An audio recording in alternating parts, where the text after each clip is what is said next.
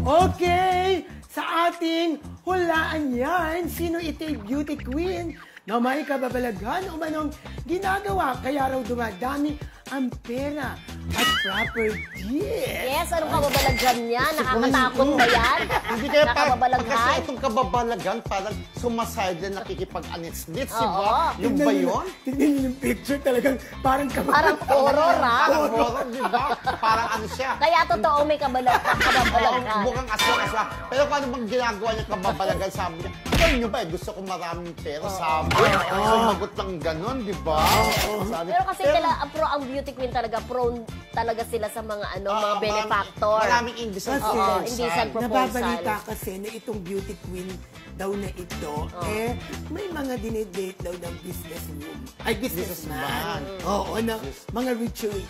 O kasi siyempre maraming magkakagusto sa kanya. Since maganda siya at beauty queen na. True. Kaya po, hula-hula na po mga classmates kung sino po tinutukoy namin na isang beauty queen na di umano'y may ginagawa kababalaghan na parang multo. Minsan daw hindi tayo nagbibigay ng clue eh. Clue. Sabi ng mga Clue viewers po, isa po natin. itong beauty queen. At the same time, ay may acting portion, di ba? Wow. Ay, May acting din, may acting din. Ang beauty queen na ito ay lumaban sa International Beauty Pageant. Wow. Ganyan Siyempre, lang. beauty Ang queen. dami naman nila. Sino kaya yun?